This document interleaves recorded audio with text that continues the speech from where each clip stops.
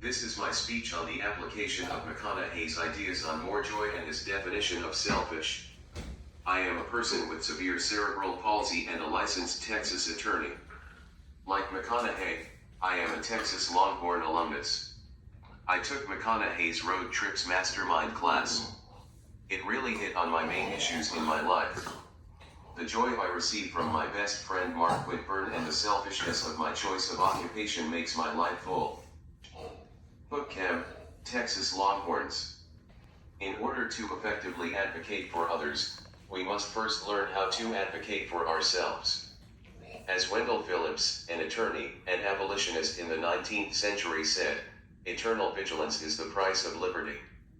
I attended the Thomas Hughes School for, quote, crippled children, in Port Arthur, Texas from 1973 to 1978. I advocated to my parents that I should return home to Arlington. Both of them were convinced. My parents took their attorney to a meeting with top Arlington Independent School District officials, and demanded that the district provide me the appropriate services under the Individuals with Disabilities Education Act. The Arlington School District agreed with their demands. I was the first student with a severe physical disability to enter the Arlington School District. During this time, public school districts were beginning to implement the Individuals with Disabilities Education Act. Even with the full support of my special education teachers, other Arlington School District officials did not share their views. I had to go above and beyond to prove to them that I could handle mainstream classes. It was an arduous journey to get where I am today. During my journey, I had assistance from several people in my life, but few were as committed as my best friend, Mark. By helping me to be a vigilant advocate for myself, Mark taught me how to be an effective advocate for others. The story of my friendship with Mark reminds me of my favorite story, The Odyssey, by Homer. Odysseus finds himself lost at sea, facing a perilous journey, wandering the seas of ancient Greece, searching for his home in Ithaca. Odysseus had to overcome seemingly insurmountable obstacles in his journey home to Ithaca like the Cyclops. I identified strongly with Odysseus and his journey. Like Odysseus, I too had my own personal Cyclopes that I would have to defeat to achieve my goals. But also like Odysseus, I had a close companion to help me along the way. When Odysseus becomes shipwrecked on the land of the Phaeacians, the king of the Phaeacians, Alcinous, is trying to remember Odysseus from a prior meeting long ago. Upon remembering, Alcinous says to Odysseus, next to our own blood kin, our nearest, dearest ties. Or a friend perhaps, someone close to your heart, staunch and loyal. No less dear than a brother, the brother in arms who shares our inmost thoughts. It is significant that Odysseus has learned to appreciate that certain relationships are much more than merely friendship. The ability to share innermost feelings, sorrows and dreams with someone else requires more than just a friend.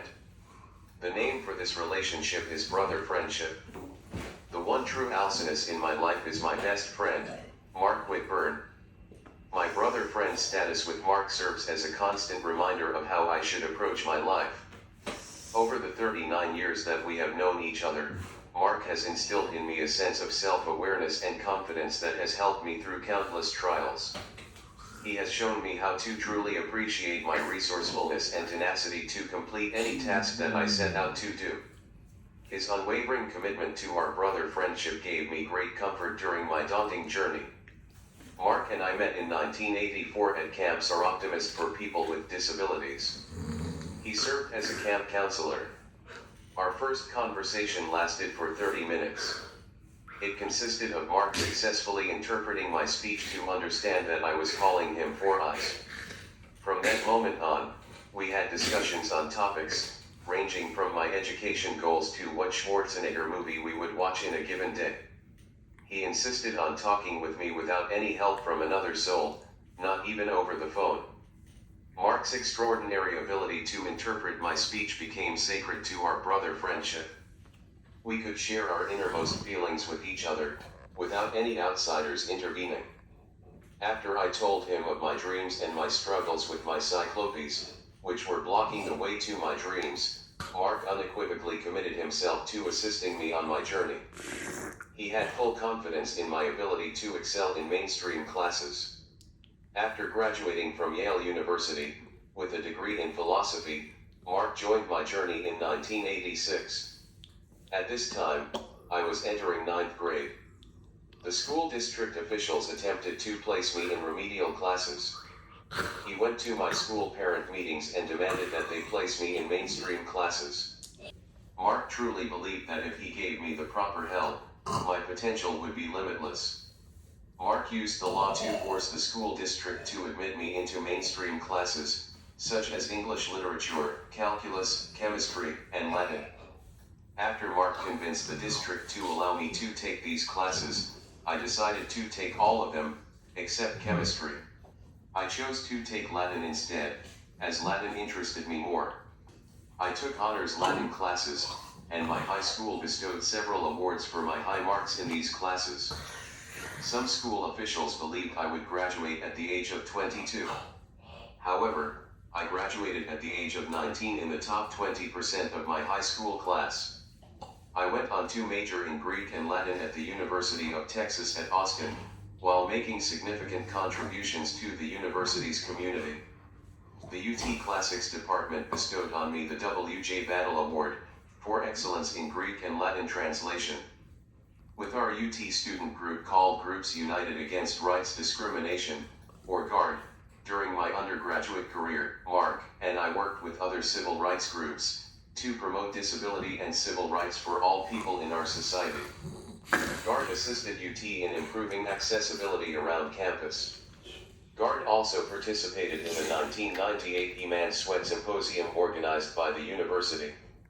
We worked with the university officials to hold a civil rights rally to celebrate the U.S. Supreme Court's landmark case in Sweat versus Painter. This 1950 civil rights decision required the UT Law School to admit qualified African Americans, specifically E-Man Sweat. I graduated in 1998, receiving several awards for my advocacy and contributions to the university.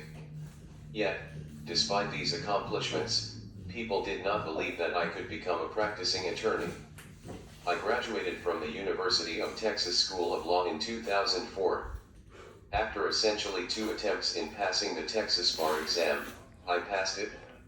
As an attorney with severe cerebral palsy, I have assisted others with disabilities to achieve their road trip goals. My brother friend Mark receives joy by helping others achieve their life goals and teach them the values of the selfless bestowing of assistance. McConaughey includes this unselfish concept in his definition of selfish. The more selfish we are, the more selfless we can be. The more selfless we are, the more we can serve ourselves and others. Serving others is actually selfish.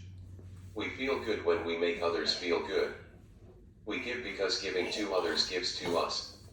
Mark fully applies McConaughey's definition of selfless selfishness by paving the way for others like me. Both Mark and I believe that we must both pray and act to make other people's lives better. As the Reverend Martin Luther King Jr. said, the belief that God will do everything for man is as untenable as the belief that man can do everything for himself. It, too, is based on a lack of faith.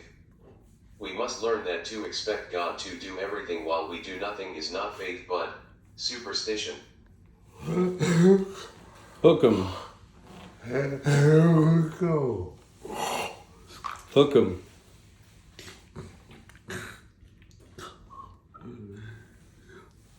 Mm.